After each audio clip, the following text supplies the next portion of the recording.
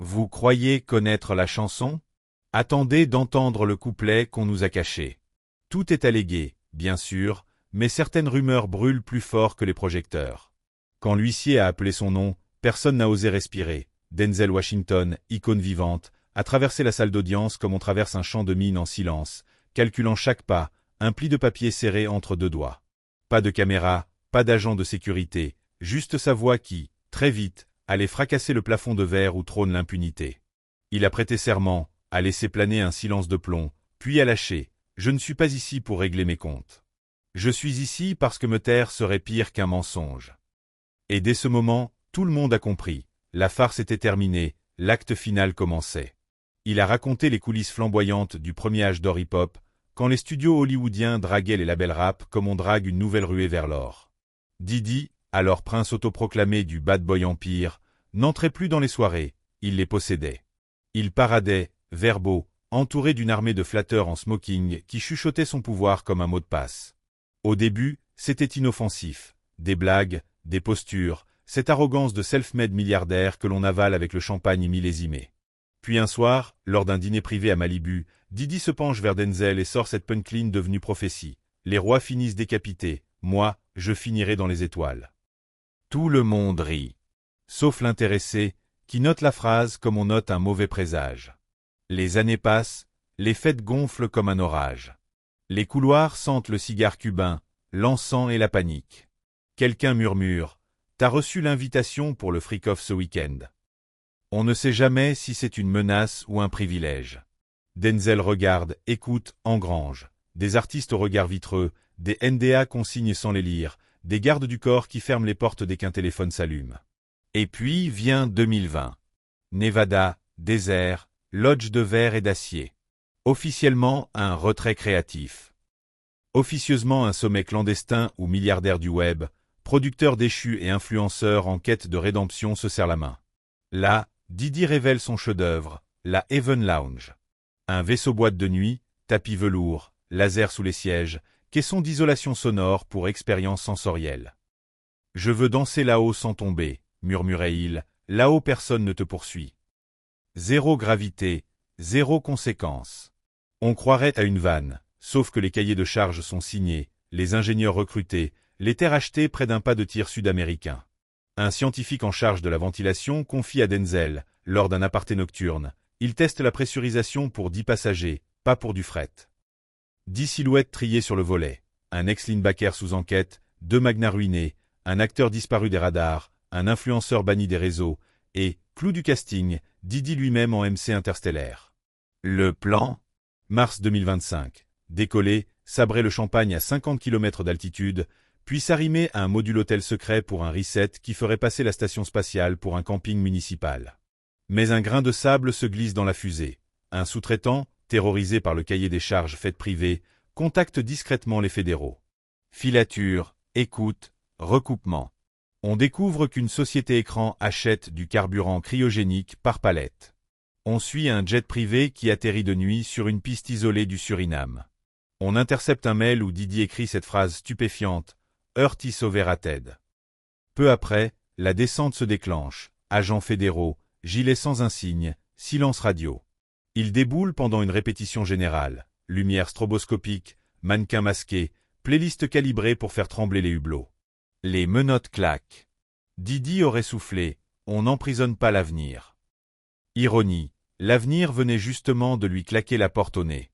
Là, le récit aurait pu s'arrêter, un mégalo arrêté in extremis, case classée. Sauf que Denzel retourne le couteau. Vous croyez que c'est son crime le plus sombre? Laissez-moi parler de ce que j'ai vu chez lui, pas dans ses hangars. Beau soleil d'avril 2016, manoir de Beverly Hills. Invitation mentorat jeunesse. Salon miroitant, miroir sans teint. Au détour d'un couloir, un fils de Diddy, yeux rougis, chemise moitié arrachée, est poussé vers l'étage par un garde. Cri, verre brisé, voix de tyran. Ici on apprend l'obéissance ou on disparaît. Le gamin, plus tard, chuchote. C'est normal, c'est sa manière de former des lions. Denzel sent son sang se glacer. Une maison caserne, un patriarche qui confond autorité et terreur. Il confie qu'au fil des ans, il a reçu messages, aveux. Un danseur brisé. Il filmait tout en cachette. Une assistante congédiée. Si tu refuses le silence, tu deviens invisible. Un producteur ruiné. Les nuits là-bas, c'est un G-game niveau luxe.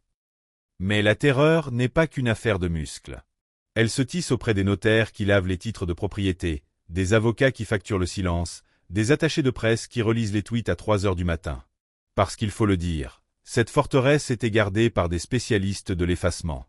Après chaque fête, une équipe post-event débarquait, lampe UV, dissolvant, destructeur de disques. Les murs retrouvaient aussitôt leur virginité, les pixels aussi. Dans les coulisses, on appelait ça le grand lessivage. Personne n'en parlait, tout le monde en profitait. Ceux qui osaient s'élever recevaient un mail sibyllin. Rappelle-toi la clause 03, comme un code ésotérique. Clause 03, la menace d'une ruine totale si jamais la vérité sortait. Et Denzel, lui, il se blâmait d'avoir avalé la peur comme on avale un somnifère. En 2019, un ancien employé l'implore. Parle, toi seul peux faire tomber le rideau. Il se tait, sidéré par la possible vengeance d'un empire qui paye rubis sur l'ongle pour conserver l'ombre. Alors il tourne, il gagne des Oscars, il donne des interviews inspirantes, tout en sachant qu'au-delà des flashs se trame un plan pour catapulter les vices au-delà de l'atmosphère. Jusqu'au jour où il lit un rapport confidentiel, chronologie du lancement, 21 mars 2025.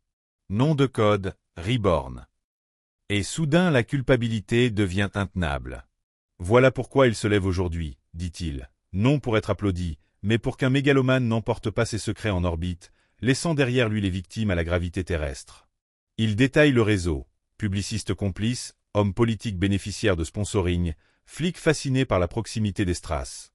Un écheveau d'alliance si bien huilé qu'il aurait pu décoller sans une seule fuite, si la conscience d'un homme simple n'avait pas craqué face à un plan étiqueté loisir de l'infini. Il rappelle un souvenir plus glaçant encore, fête à Miami, 2013. Didi, ivre, susurre à l'oreille de Denzel. Je ne suis pas de ce monde. À l'époque, ça sonnait comme de la poésie de soirée. Aujourd'hui, c'est une confession. Il se croyait au-dessus de la planète, et donc au-dessus des lois. Et plus loin, cette autre phrase, écrite dans un SMS intercepté. Une bibliothèque brûle, personne ne pleure, qu'est-ce qu'un témoin de plus? La culture de la cendre. Denzel lève les yeux vers le box des accusés. Il ne hurle pas, il n'accuse pas. Sa voix tombe comme un couperet. Tu voulais disparaître hors des radars, c'est le tribunal qui t'ancre ici. Tu croyais être intouchable. Maintenant, chaque mot te ramène au sol. La salle est tétanisée, pas un flash, pas un clic. Même les paparazzis se sentent intrus dans ce moment-là. Il conclut d'un souffle, je ne suis pas un héros. Je suis un témoin qui a mis trop longtemps à parler. Ceux que tu as brisés n'avaient pas de fusée pour s'enfuir. Moi, j'avais ma conscience, et j'ai failli l'abandonner sur le tarmac. Il plie la feuille, la replie encore et encore jusqu'à ce qu'elle ressemble à un point final tangible, puis la dépose sur la barre. Tout est allégué, rappelle-t-il, mais le silence, lui, est avéré. Il descend l'escalier, chaque marche résonnant comme le compte à rebours inversé d'une fusée qui ne partira jamais. Pas d'applaudissements. Juste un vide acoustique où l'on entendrait presque les regrets s'écraser. Derrière lui, Didi cache son visage dans ses mains, peut-être pour retenir un sanglot, peut-être pour s'imaginer encore, malgré tout, au-delà des nues. Mais le ciel, cette fois, lui est fermé, et la seule capsule qui l'attend s'appelle justice. Sensationnel? Oui. Inimaginable? Peut-être. Mais si même les étoiles ont des limites physiques, pourquoi un homme en costume de mogul devrait-il échapper aux siennes? Restez vigilant, commentez, partagez, ne laissez pas cette histoire s'échapper à son tour. Les secrets aiment l'espace, mais la vérité préfère la gravité.